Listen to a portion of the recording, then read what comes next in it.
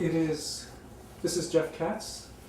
It is Wednesday, August 19th, 2009, and I'm here with Paul and Pam Schell at their home in Langley, Whidbey Island.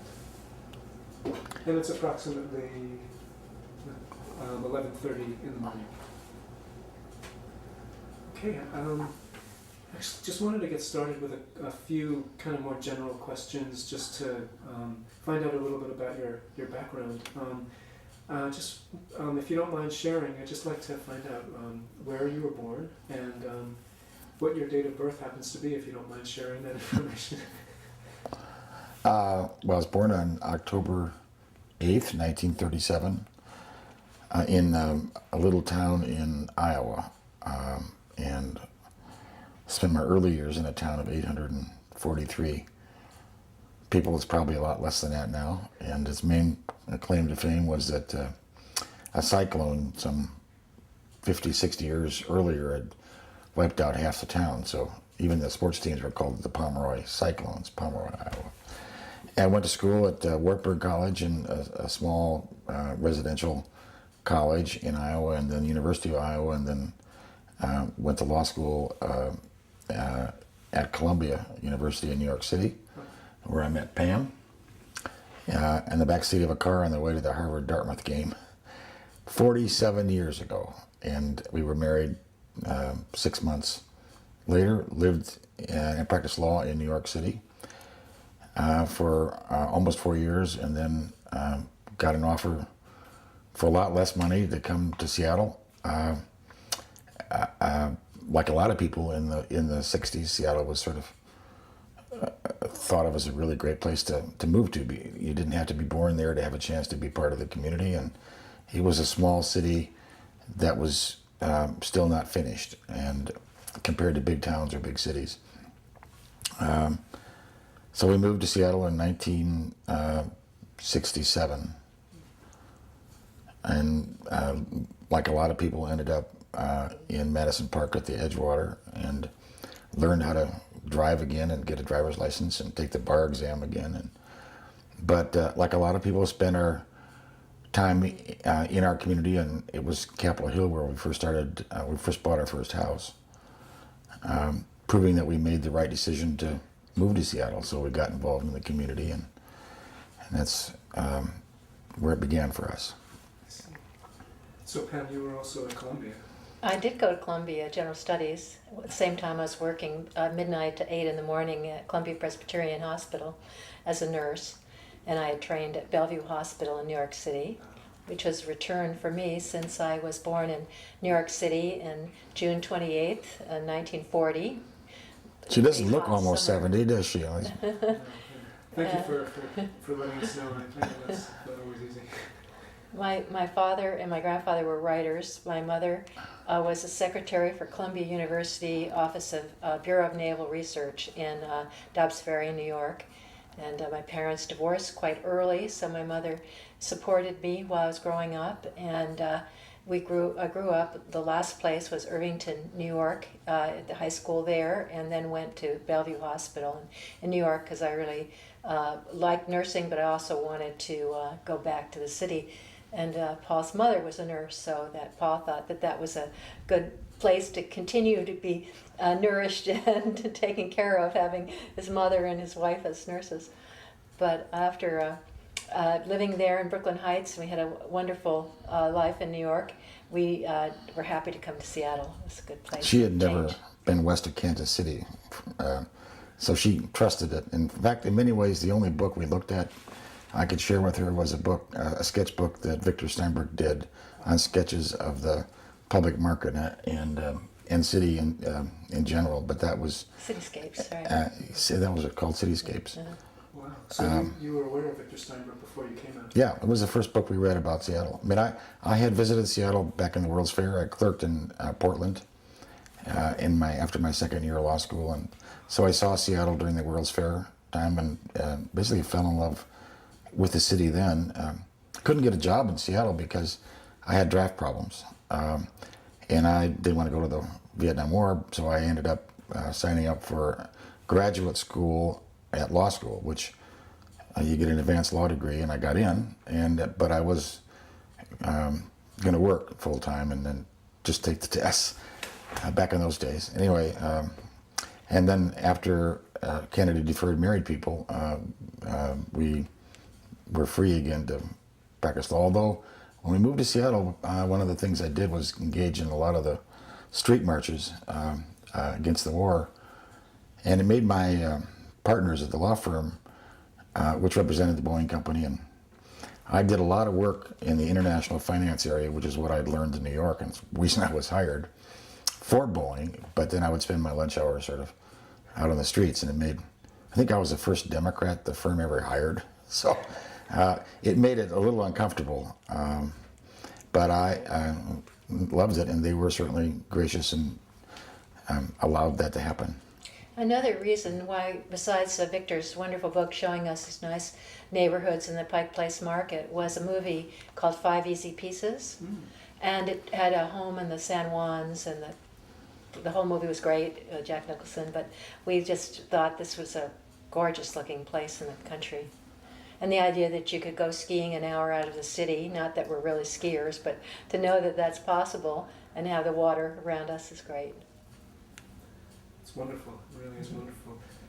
And I remember reading that you fought fires during the summertime. Oh, when in Iowa, kids sort of do everything they can to get out of Iowa in the summertime. So, yeah, I was a Ribby goon, or you did a combination of picking Ribbies out of the forest and fighting forest fires in the St. Joe Forest in Idaho. I did that. I see. So the Northwest, you came out. Yeah, that was Idaho was really its own place. Like Eastern Oregon, Eastern Washington, and Idaho are all their own place. That's wonderful. And what can you tell us a little bit about your family? Brothers, sisters, if you have them, parents. Well, Paul has the real big family. I just have a few cousins in D.C. and around. Well, but my one cousin, for her third marriage, has married David Little, who is the editor of the Sunday morning show on television. On CBS. On CBS, which is one of my very favorite shows. So I'm looking forward to going to New York and visiting them. But Paul's got the big family, and so I partially married him because I had such a loving family. She actually loved my family a lot more than she did me initially, and that was the... And I think maybe that's still the case, I don't know. But actually, we've had a wonderful marriage for 46 years.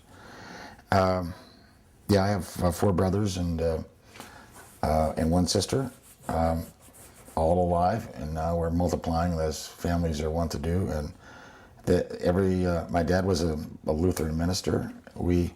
And somehow on a preacher's salary, he got all 6 of us have graduate degrees.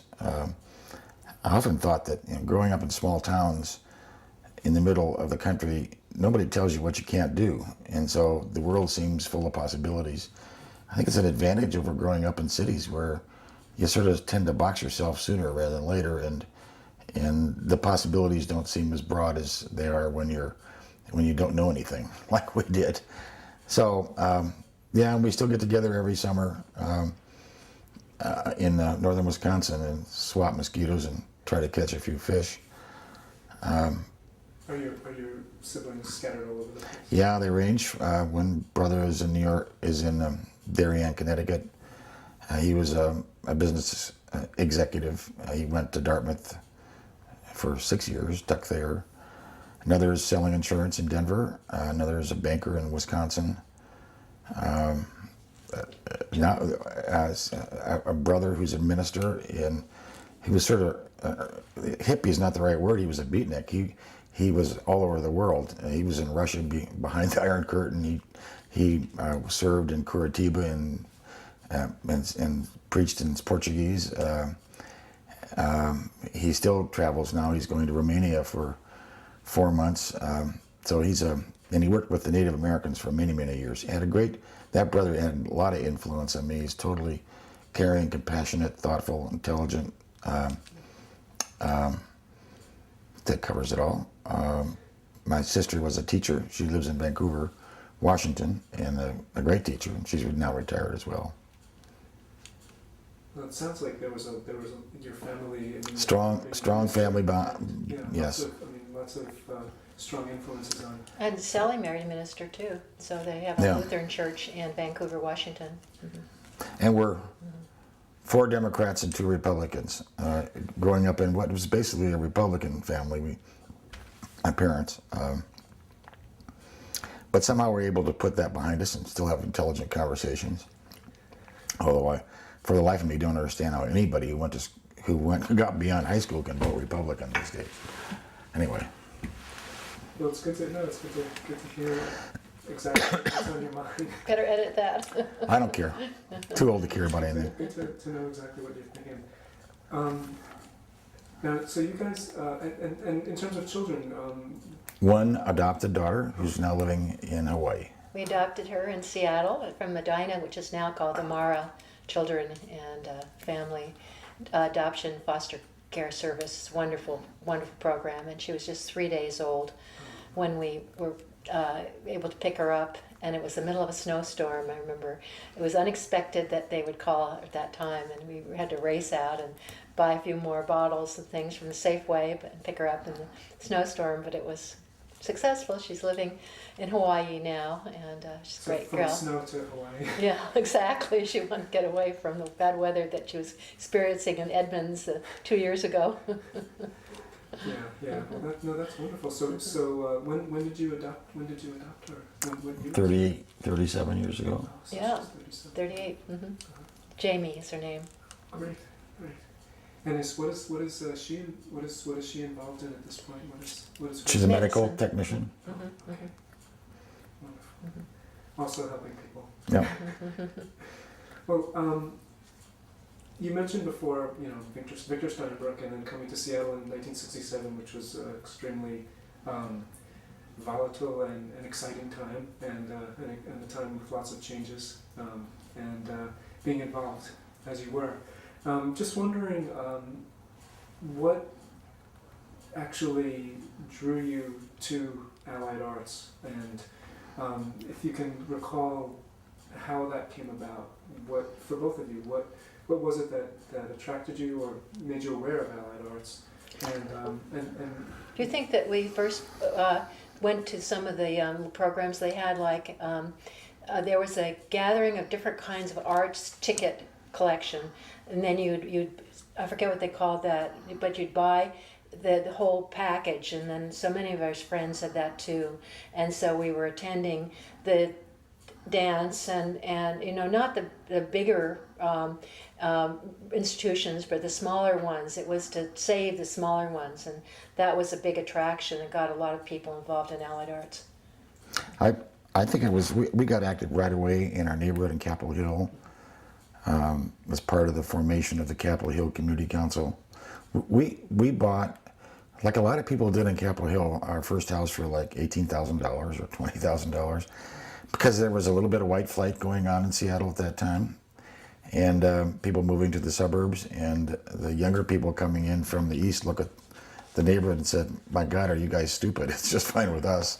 And so we all got good houses, and then got involved in the neighborhood movement, and then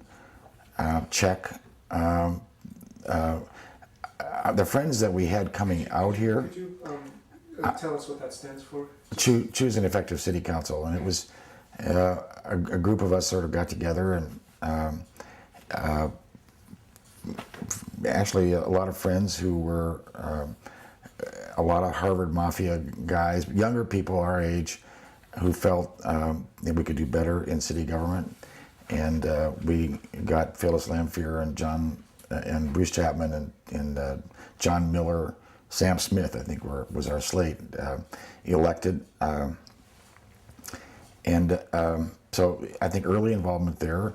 A lot of the people involved in that were people like Fred Bassetti and Ibsen Nelson and Victor Steinbrook, and I had always been interested in cities, and I think I give those guys credit for sort of stimulating my interest in cities and architecture.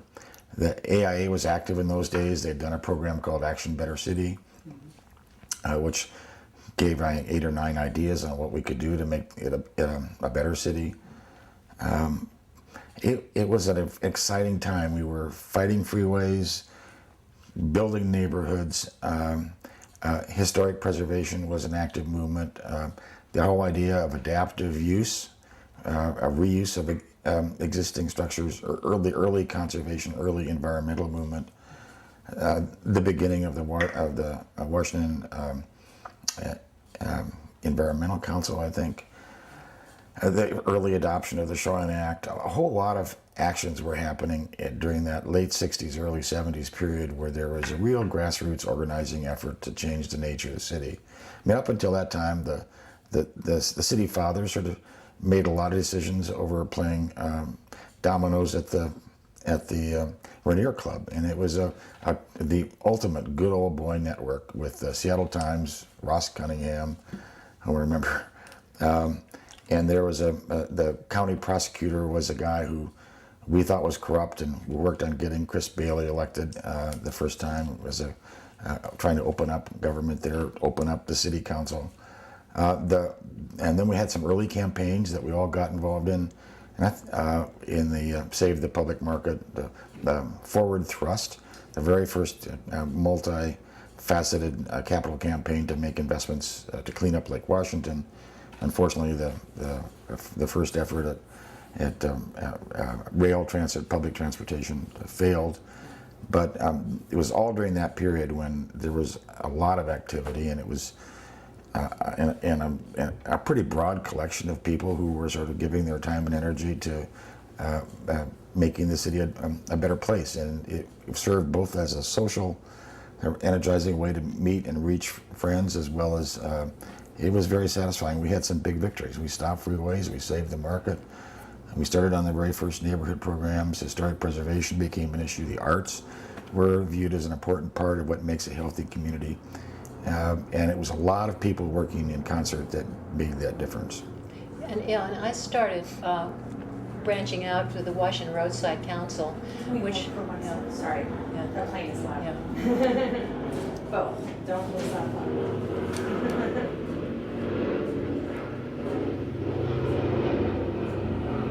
Slow play. Pay more attention when you're listening to it. They come often. Not like that. This is not the Blue Angels. Okay, so please. Okay. I belonged to Allied Arts, but then I also joined the Washington Roadside Council, which had some of the same people on it, and the idea was to somehow reduce the amount of billboards in Seattle. So we came up with an ordinance, and then Allied Arts was a big supporter of the ordinance, and so it was passed in Seattle. Unfortunately, it was a compromise. It didn't get rid of all billboards, but if you looked at Seattle today compared to what it was then with billboards, there were many going down Madison Street and along the viaduct on the water side, and so it became a lot better for that effort. Actually, I'd like to take it back a little bit because we have a lot to talk about with Allied Arts and the work that both of you did. Just to take it back a little bit, you know, what you just said, and also when you said before, Paul, about coming here in '67 and seeing what it was like, and coming here and seeing all these billboards. Pam, what was your first impression when you actually settled here, and what was the climate in general like in Seattle? What was your feeling about the city at that point? And just to get a feel of the times, 1967, 68. What was the city like for you at that point? I just remember some details like the Burlington Northern ram or animal on top of a building, and that there were Native Americans still seen I bought that around building town. later on. When it's the end of, I don't remember Yeah, that. Now yeah, we put, yeah. I think it was Alaska Airlines is on top, and now it was Cameras West, but that building on the corner of 4th and Commerce. But you're right, she's right. We saw this, was a ram, I think. Yeah, yeah. Something that we wouldn't have seen anywhere else. It was really sort of, Dominant over the city. Is that the Centennial Building? Is that what it's called? Yeah. And there were Indians, natives around, and still with blankets around and so forth. kind of a sense of being a part of the city, and it seems to me they sometimes had the blankets down and were selling things around some of the stores. You certainly didn't see, the streets were clean. You didn't see homeless in any large numbers. I mean, that got much worse over time. I mean, I think it was, remember when the Pittsburgh Brasserie opened, and it was sort of, God, now finally a really cool restaurant besides Canlis, and I think, or maybe there were 2 restaurants and 2 galleries, and they were just getting going on the rep after the World's Fair. But it was, it really was, if you weren't a Husky, you didn't go to the UW, Junior League. or Junior League, then you were sort of not, you were out of it. And so we were a bunch of guys who were out of it. Didn't belong to the Junior League, didn't want to, that didn't go to the Huskies, although I later became a dean there. And I think it's a wonderful university. There a lot of sort of inside sort of smugness that with the way it was, and it was a nice, beautiful town and a beautiful setting. But self-satisfied and sort of going the way of a lot of cities where it was going to the suburbs and keeping things clean and neat, and busing was as an issue there. So it was clearly a small city as opposed to Portland was a big town. I often noticed when a group of 4 would be talking at that time that 3 of them would be local, which is fine. I mean, and there were people that felt the same way, loved the city like we did, but they would be local. And then over a 15-year period of time, if we were in a group of 4, then 1 would be local and the others be coming somewhere else. So it's, but clearly it was a controlled inside game for most of the power structure in town, and it had been that way for a long time. And a lot of people sort of let things go and just assumed it was prettier than any other place they visited, to the extent they visited any other place or went to school anywhere else.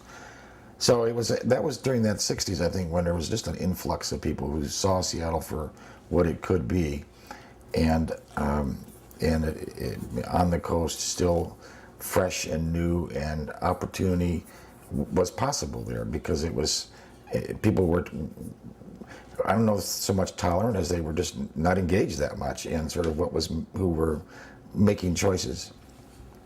The mayor's job then was much more of to hold it together rather than push things.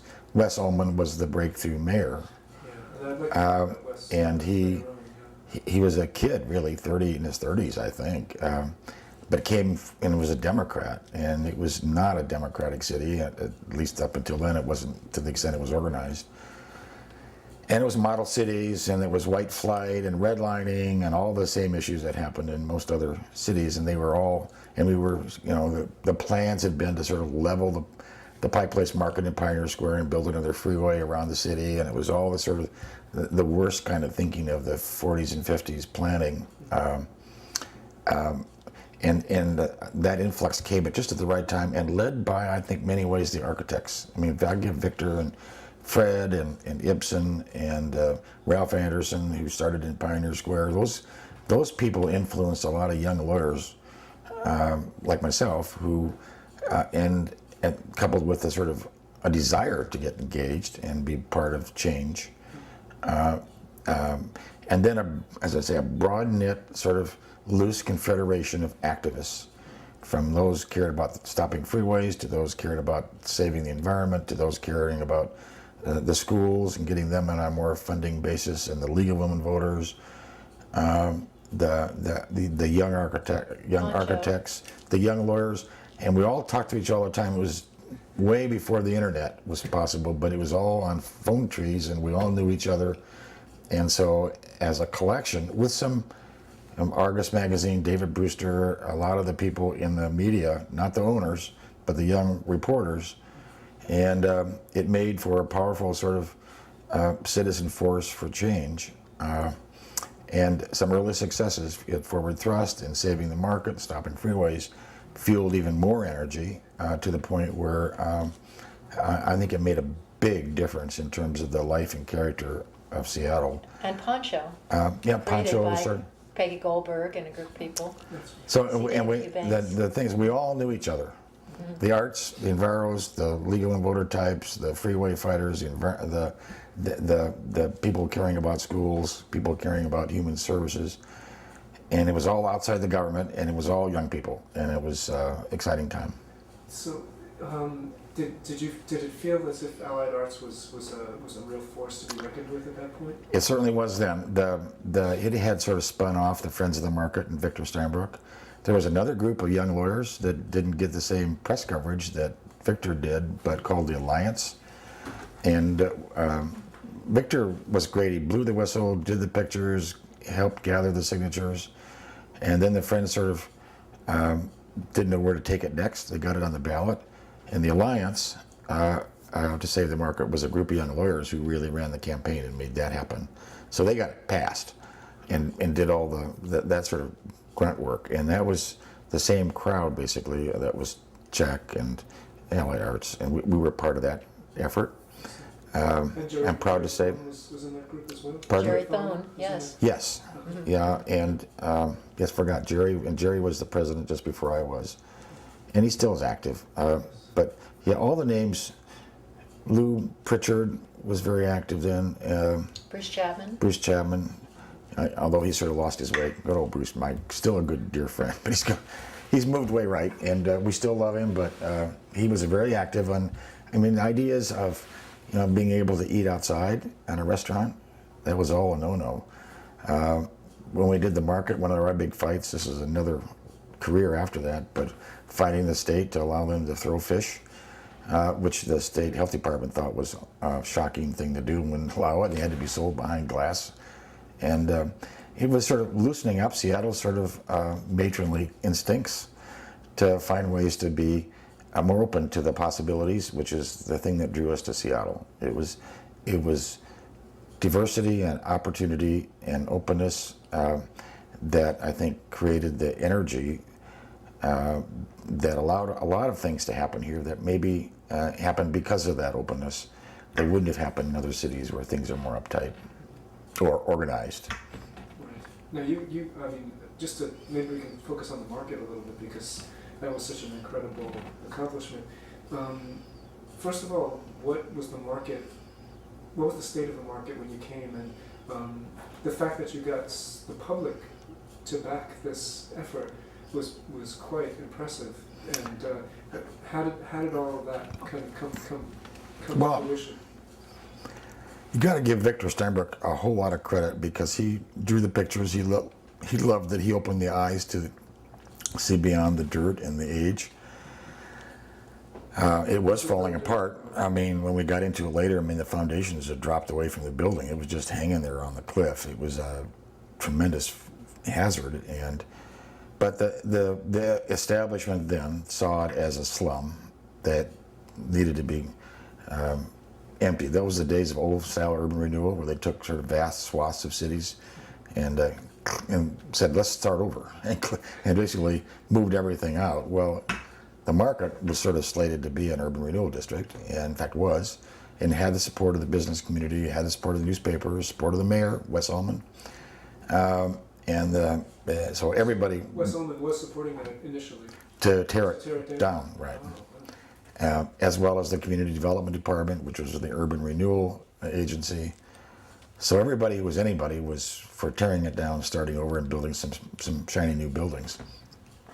And and Victor was the lone voice, and then he sort of got a bunch of us younger people involved, and we had people who had come from other parts of the country saw that market as something unique and wonderful and unusual and different, and I think saw what it could be and how important it was to the soul of the community to have something that was ours, that was unique. And so it was this loose coalition of activists, the beginning of the neighborhood or the community council movement, the historic preservation movement, and then we engaged and got the other freeway fighters and other people involved, legal and voters, and the young press people at the Times and the PI who were on our side secretly, and they would help us, even though the editorial writers and the owners were somewhere else. We had the writers, and that coalition did a lot of things together, and we all helped each other, even if it wasn't our particular issue. We would help them, and so collectively there was a powerful force.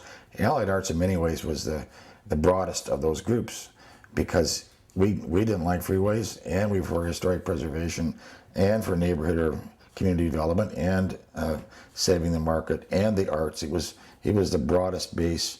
So in many ways, we were the sort of central point for a lot of the action. But it was you could probably be a couple hundred people who were active on a regular basis, and they could bring along a lot of others. And it was a lot of fun, and we had some success. And nothing, well, now what's the next fight after we got done with one of them? Pam, right? And it was both our social life as well as our cultural life in it. And I've never lost it in a sense of a love for cities and community and the wonderful complex nature of what it takes to make a healthy community. And all the different parts have to be healthy in order for it the whole to do well. Unfortunately, that's school of thought. As we get into the sort of my way or the highway, sort of everybody's in warring camps, nothing happens constructively, and there's no constituency now for seeing the whole healthy community as opposed to a single issue, and strong constituencies for keeping things the way they are. You got a vested interest in no change, even though we all say we love change. Nobody really wants it until if it's going to affect their pocketbook. And this unselfishness of Seattle in the 60s and 70s is gone for now, I think. And it really felt that way at that point, that was the case. We were a city on the make, and it was a lot of fun. It's really something. I actually, there was a quote that I had from you, because what you just said reminded me of this quote, which said that Allied Arts is fun because it's not an institutional bureaucracy itself, and it works just because it's so broad. And you also talked about that it's more exciting to band together against something than it is to work. About how exciting it was to band together to fight things, and there was also a statement that Alice Rooney made, as I was telling you before, about you, which was that you became a real leader at Allied Arts, and that you presented a very clear vision for us and changed the face of the city. So those are pretty strong words. And there's another quote that I found, which said that your concerns were for the quality of the urban experience, for bringing to bear the imagination and creativity of the arts on the pressing contemporary problems faced by the arts, by government, by the citizen. So those are nice statements, man. Yeah. Alice? Well, yeah, I remember in New York, we were walking in Brooklyn Heights, and Paul turned to me and talked about moving to somewhere else, and probably we were talking about Seattle at the time, and he said, I really want to go to somewhere where I can make a difference, and Allied Arts gave him that opportunity to make a difference right in the beginning. Mm-hmm. That's true. In many ways, I don't know that what leadership, I think we were nicely placed at the right time in the right place. And Allied Arts didn't care that I grew up in Iowa and went to an Eastern school. It was all about what you thought and what you did. And that openness created opportunities and a willingness to sort of be part of that. As I say, a large part of Seattle was not as open. If you weren't a Husky or with the right fraternity, you were not in the club, so to speak. And we basically created our own club, the Newcomers, and engaged some of the local folks, or local people who had moved, who went to school back and came back, so they weren't as sort of fearful. Well, looking back, I'd like to think that Pam and I had a rich life as a consequence of all the people we met along the way, and Allied Arts certainly gave us the beginning. While we were involved in other organizations, it was those 2 years where I got to play a leadership role, and enjoyed it. And it was, we here at Little Allied Arts, which was for the little guys generally, was able to convene all the big guys, the rep and the symphony and the opera, and put them together in their mailing list to behind some initiatives that helped create the Seattle Arts Commission and the 1% for Art ordinance, and making it a civic commitment, policy commitment that. The group, it's called Survival Series. I remember now. Right. Yes, and Yeah. we'll talk about those accomplishments in just a second. Can we stop it for a minute? Mhm. Okay, great.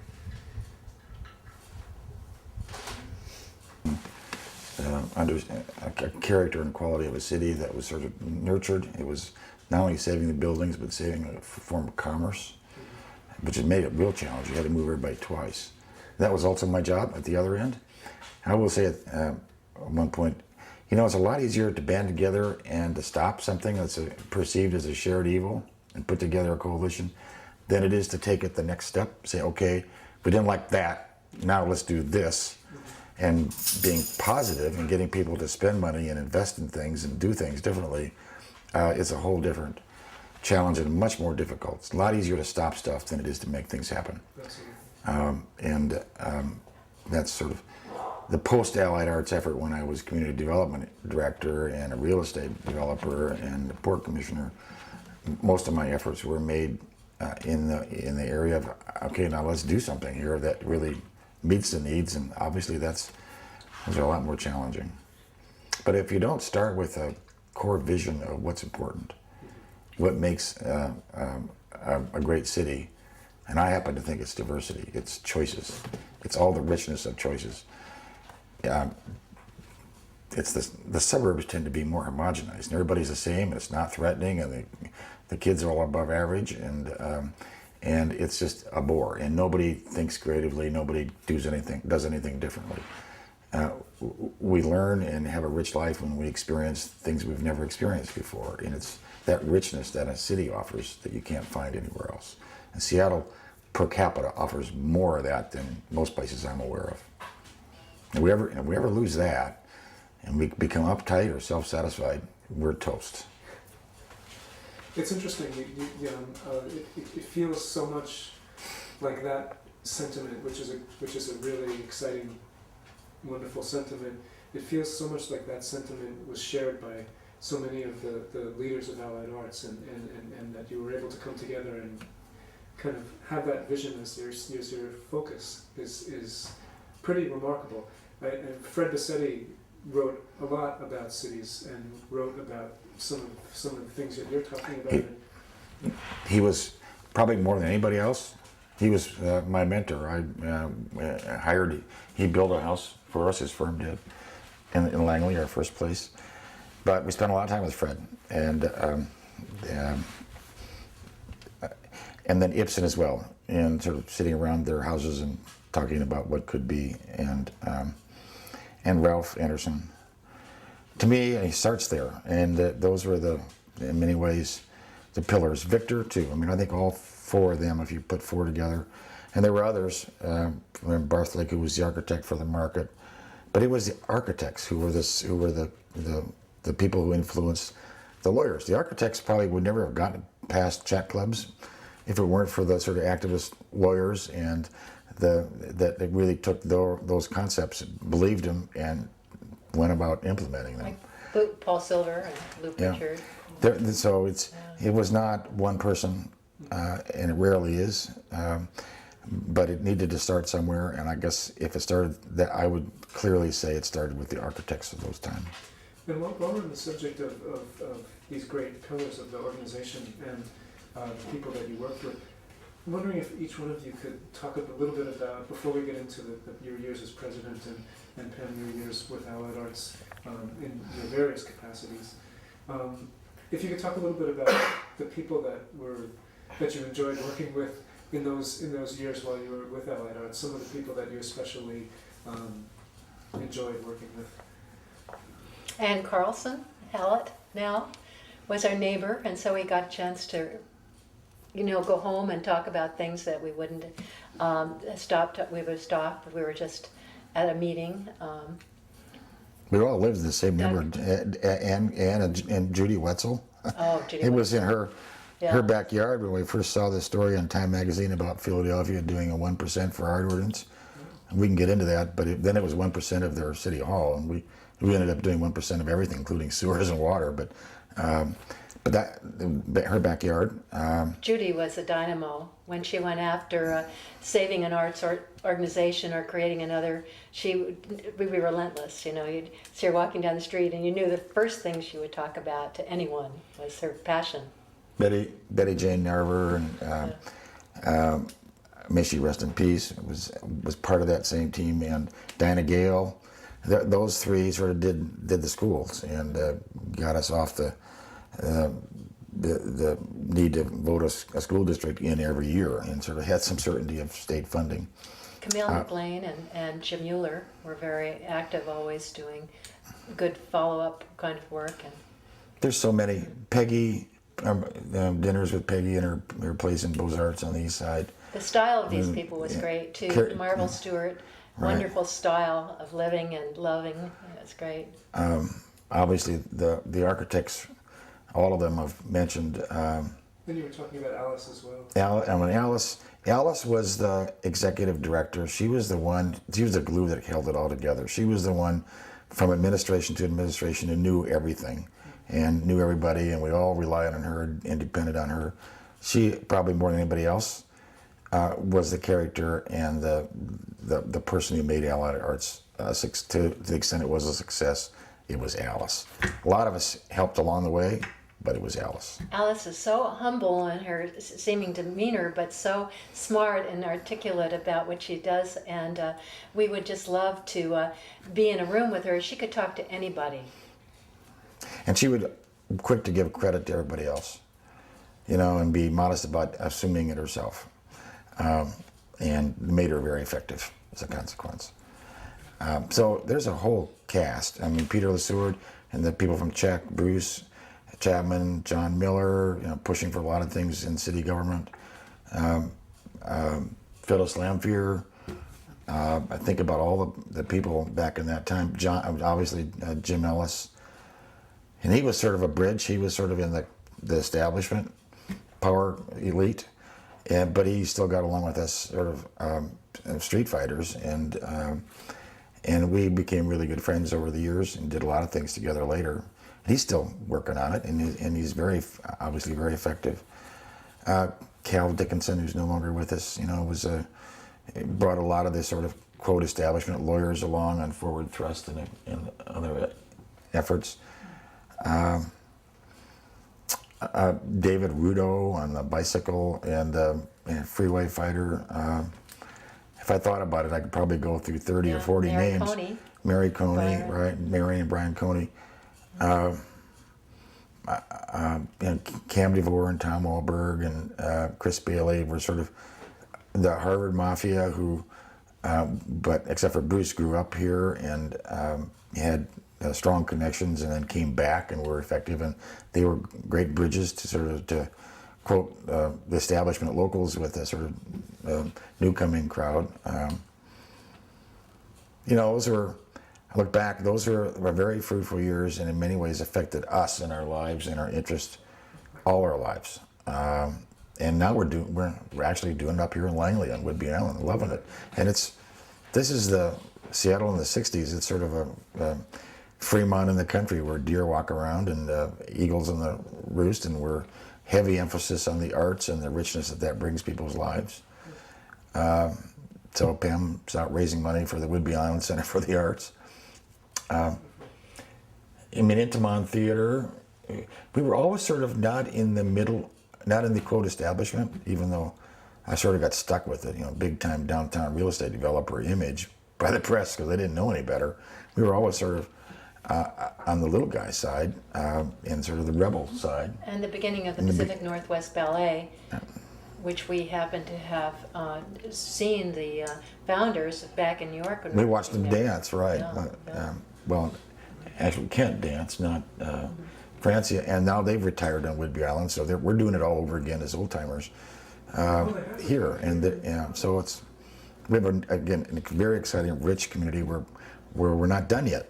And I sometimes get the feeling about Seattle, you know, it needs to sort of rekindle its energy. It's been living on laurels too long, and it needs to generate a whole new generation of activists, and to get involved in something broader. And I hope see the community as a community, not as a series of issues. It's a series of issues ultimately will be played one against the other, and it's destructive, where you have to making you choose between potholes and art support. It's a false choice. It's a way to sabotage building a healthy place. But it's in part it's the world we live in. The media has become much more more like real TV as opposed to thoughtful stuff and perspective. And again, there's no constituency for how you meld the community together to take action constructively together to do something. A very challenging time, but we sure made the most of it back in the 70s and 80s. Absolutely. I mean, the great things about the city now were probably mostly sprung from those years. They did. The neighborhood planning, the community council movement. But the truth is, people get tired, and they do that for a couple of years, and then they get babies, and they start raising their kids, and that becomes sort of their primary and necessarily their first focus. Each generation needs to generate a new one to sort of keep the city alive. You don't save the city in every generation. You have to save the city every generation. Has to make it their place and make it better, and take responsibility for it. And our job is to get off the stage. So what we've done, get out of town, and hopefully when mentor others who ask. Although knowing full well they probably won't, and if they do, they would listen. We never listen too much to our elders, but get out of the way. Well, you guys when you came to Seattle, there was certainly a core of original members of Allied Arts in the founding. That's true. Was there? They were definitely there. Ralph Anderson started redoing buildings in Occidental Square. We were in one of his buildings at 107 South Main. Hey, I still remember the Richard address. White. Yeah. Richard White. Yeah. And those were architects and artists. Right. Right. I tell people, follow the architects, follow the artists. They're the ones who are going to show the way before anybody else, surely before the lawyers. But you need the lawyers to make it happen. See, it's that combination. Yeah. And everybody was working pretty much pro bono. Oh yeah. Yeah. Sometimes a great sacrifice. Yeah. Yeah. Sure. Yeah. It's incredible though the things that were accomplished in those few years. And I know that you, Paul, started in '70 as you were the counsel to the corporation at that point. Is that correct? In 1970? You don't remember? I think I was their lawyer. And Pam, I know you were on the board of trustees for many years, and you were also very active in terms of the municipal sign committee and all sorts of other things. That particularly was the one thing I really worked on. Yeah. And that was successful. Well, yes, but no. I mean, in a sense, afterward we realized that we shouldn't have been negotiating with the sign companies and setting up the actual distance between billboards. We should have been trying to remove them all, but of course it seemed maybe more legal to give them a certain structure that they could live with. And as soon as that happened, it hasn't become the issue that we thought it would, but some billboards are now electronic and they are changeable, and they are actually more of a detriment to attention getting than they used to be. But at the same time as the billboard companies have done that, they've done less of them, so that little by little there's been attrition of spaces that they could put a billboard on. It was like 425 feet apart, I think, for each billboard or something like that, and they didn't go there. They just went to more expensive boards and became one company. They used to have Ackerley owns it all. Used to have Ackerley and Sunning Vision competing, and now there's just one. So Wow. yeah, That's what it's like. yeah. Francois and Julia Cassell did the Yeah. Pittsburgh Brasserie, and Big hangout for it was people. and it was sort of the first cool place for younger people, and Where was that? that was down in the Pioneer Square, in the, what was the building? The big one in the corner. Well, it was right off Yesler and that corner building downstairs there, and I can't remember the name, but right behind It's not where the Pioneer the Building, is it? where the kiosk is, where the kiosk and Chief Self thing was right Hey, behind that. I do have one thing to show. A picture. The one picture while I was mayor that somebody just slipped under the door happened the day after the truck hit the kiosk, Oh, tore it yeah. down, and I had been involved in helping getting it restored the first time, the pergola. Yeah. And it was like 6:30 in the morning. And I remember going down there and doing it. Some guy, and sort of like, oh my God, what do we do now? And what more can happen here? And feeling really blue. And some guy took a picture of Pam and I down there early in the morning. Yeah. You want to get it, Pam? Should I get it? Or you can I'm walk around hooked up. later on. You want to see it now? Can we Come back to that? We'll come back to it. Yeah, Yeah, yeah. Yeah, we'll come back to it. We'll definitely. It's in the hallway. It's a really cool picture. We'll Oh, come I back. won't forget. Yeah, we'll definitely come back to it. All right, That's really something, though. Yeah, I remember that. I remember that. we got it fixed. Yeah. Well, those. Actually, do you? I have one question. There's a place it's called the Blue Banjo. Do you Yes. remember that? Yeah. Do you remember that place? That was another place. Isn't that in the University District, the one that they wanted to save because That was somebody the famous? Blue Moon, I think. That's a That's Blue the Moon. one, The right. Blue Banjo was in Pioneer Square. Right. Yeah, Yeah. and not as well as the brasserie. I mean, How long did the brasserie stay? that was probably there moved 20 once. years. Yeah. It moved once to Occidental Park. When we knew it, it was down in the basement of the oldest building in the Pioneer Square, and it was a French brasserie and authentic, and Francois and Julia were. Inexpensive and tile floors, just like real Pioneer yeah, Square yeah. should have, the white tile floors. And, Yeah. yeah. Something.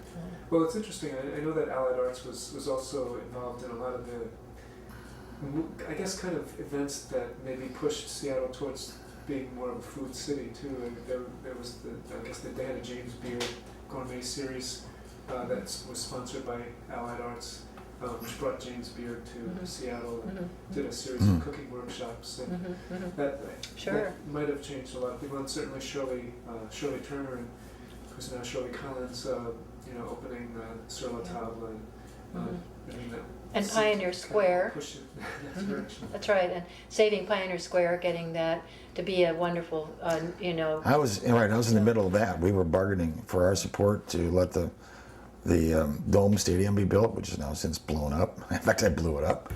But part of the deal, or helped blow it up, was that we would get Occidental Square and the park done, and Pioneer Square, and the median down First Avenue. And that was the trade-off. He said, if you guys do all of that, then we at Allied Arts will support the Dome Stadium. Really? So I remember that. In fact, So Occidental Park used to be parking lot, and a ratty one. And Part of it. and Pam and I actually spent one afternoon painting it, big symbols on it, or sort of art, Chevron. chevron.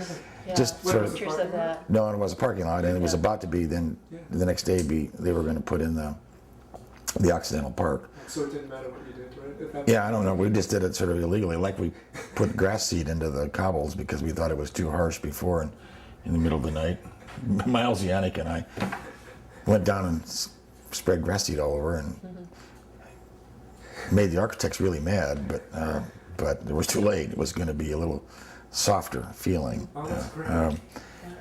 And we did, we planted ivy in the base of the viaduct, and illegally too. It was part of the urban guerrilla. I probably shouldn't be. What's statute of limitations has passed on all this stuff, but we thought the viaduct would be much improved if we could make it green, and so we planted fast-growing ivy at the base of it. You have to credit, of course, first Ralph Anderson and Richard White they helped on getting that parking lot available, and yeah.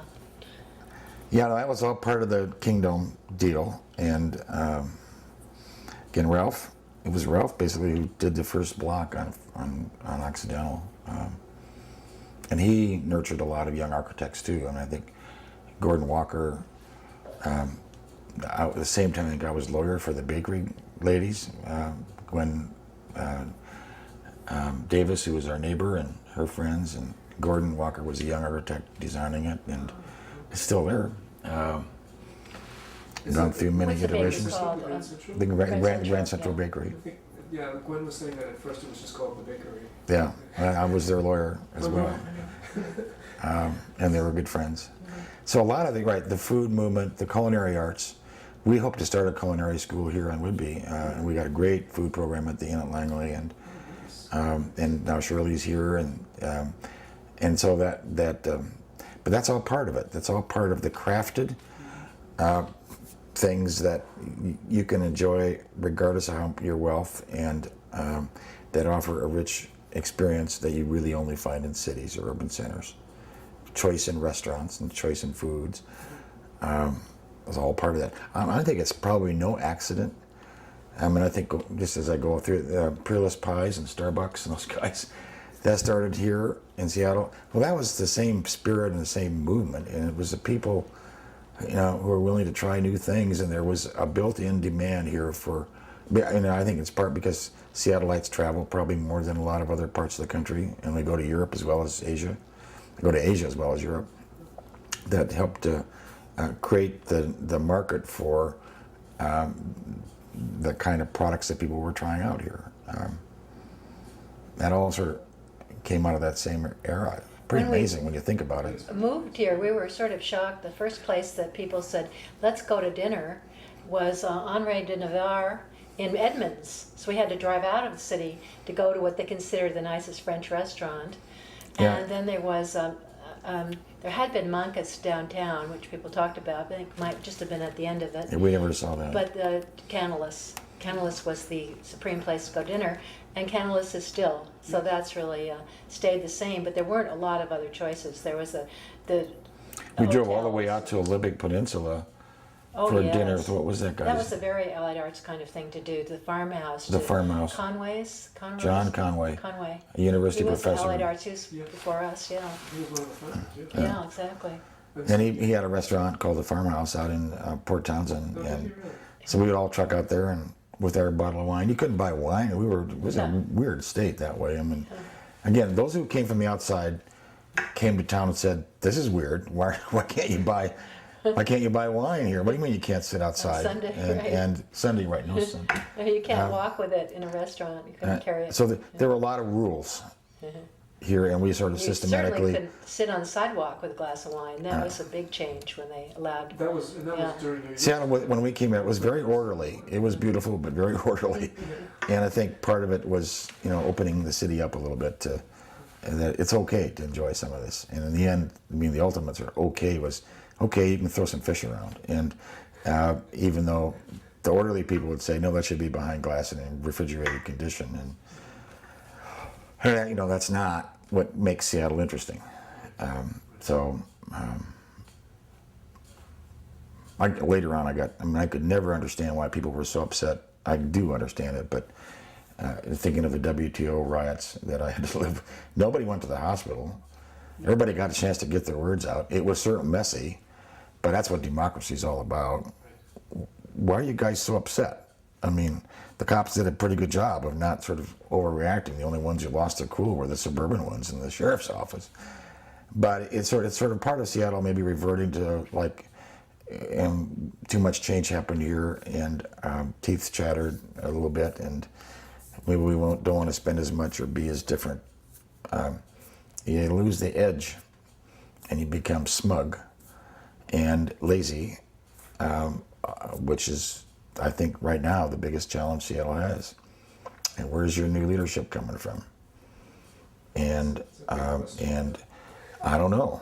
I don't see it, and it's too bad. And I don't see the young writers in the newspapers, whatever's left. whatever is left, doing much. I mean, they're just so it's. And the old war horses like Brewster and others, we're all getting tired. It's not our turn anymore. It's really the next generation that needs to sort of get it together, or they're going to lose it. But because it's not done, it's never done, and it's organic. Cities need to sort of recreate themselves every generation to meet the needs of that generation, and not foreclose options for the future. And Those are all important concepts, and I don't see it. I hope it's there. Hopefully you. But it'll be a lot harder too, because we're much more diverse and diffuse and so many places to communicate. We had old-fashioned telephone trees and personal contact that made all the difference. It allowed leadership to emerge. And it wasn't sort of behind the door where you can write nasty emails and feel like you're doing something. No, I really don't care anymore. A lot of this stuff needs to get said, but Before your next question, I need to change shape. I need a break too. Yeah, look, we can. Too. I'd like to actually talk about those very influential years, the 1970 to 1974, that especially important chunk of time. And you were president in, it was 72 and 73, is that correct? I have no idea. You tell me. It was, yeah, I think it was Early 70s. 72 and 73. And and in 1971 you were, I guess, first vice president, is that correct? Under Fred Massetti. And one of the things that happened in 1971 was a conference that was called Art in Public Places. I'm wondering if you recall that conference? Vaguely. Okay. A lot of people say that that was the kind of the inspiration for some of the Percent for Art legislation and the push. Could you talk a little bit about how this Percent for Art legislation that you worked on so much kind of came to be? Well, as I recall it, I mean, everybody's memory may be different, but we were in the backyard with Judy Wetzel, who was our neighbor, and I think she brought up this article she saw, I think it was in Time magazine, about a 1% ordinance that they had passed in Philadelphia, and it was applied to civic buildings, and that they had to include 1% of the building cost to have a work of art in it. And that was probably the genesis of this notion of how we could do something in Seattle. And then it evolved. We had been working with the other arts organizations on, there was a big admissions tax in Seattle on theaters and opera and symphony. What is the admissions tax? It was a tax on every ticket you bought. And so it was the city was not only not supporting the arts, it was profiting off the arts. It was taxing people who went to the arts. And one way we thought the city could be supportive was to stop taxing them. So eliminate the tax. And then the other piece was, let's have an arts commission and make it arts support generally part of the general fund, so that it wasn't a special fund. It was there just along with parks maintenance and road maintenance. It was money the city should be devoting toward the soul of the community, not simply the physical infrastructure. And as part of that, we then folded in the 1% for art, saying, and the city will set a good example by spending 1% of its, and we wrote the legislation. With Roger Downey? Yeah, Roger was helping him, but I remember who helped. We wrote the legislation to and be 1% of capital improvements, which was broad enough to include sewers and streets. So it ended up, and we thought for sure that they would never let that fly, that they would take it back to what they're doing in these other cities of just 1% of city halls and stuff like that, which would mean very little in terms of investing in the arts community. But Lee Pascarella, who was then working for Wes, and Bob Gogarty, but Lee was our contact there. And Wes had just gotten badly bruised by us. This was right after the market vote, and he perceived, and I think we had supported him. He was being recalled by the firefighters. No, I guess no. The one it was in the middle of a sort of a big fight with the firefighters unions and maybe the police unions as well, and they were going to recall him because he was being tough. So he was in the middle of a big political fight, and he needed allies, and so we made a deal with him that we would support him on his reelection, but he needed to support us on this arts program, which was all of it. And that was part of the transaction. The other part was we had meetings to put together this package on a regular basis with the leaders of the executive directors of the various arts organizations, the big ones. So it was Lloyd Yunker from the opera, and John Graham from the symphony, and Peter Donnelly from the Rep, who were all the three executive directors. And we met in Allied Arts offices on a regular basis and crafted this package, which included support for the Seattle Arts Commission, a grant of funding on a regular basis from the city. We didn't care what it was. We wanted to establish the principle, elimination of the admissions tax on all arts organizations, and the 1% for art ordinance, which stayed intact, and we got it. And we had, by that time, had, I believe, allies on the city council as well, with John and Bruce and Phyllis and Sam, but that was through Czech. And we had been working with, all along with this loose coalition of freeway fighters, environmental, the Nazi environmental movement, the neighborhood activists through the community councils, and there were just a few of them going, but Capitol Hill was one of them. And the roadside council, which Pam was on, these are all really connected. And when we added all the mailing list and subscriber list to the opera and the symphony and the board, it was a powerful, potential, at least in paper, powerful organization. Never was quite sure how much we could really deliver, but we looked really strong. And Wes needed allies. So we made him sort of, he didn't really care personally, it was all about politics, but we made him into a really big deal in the arts world because Seattle was then showing some leadership. So in the end, I think he was really happy, as he was happy on the market in the end. That's how we got it through. And it was basically an accident that it got through with as much money that was devoted to the 1% ordinance. And it has changed the city. You cannot go around our city today and not find applications, but not only the results of the art, but the fact that we've now employed so many artists. Those people changed the lives of the community as well by their very presence in our community.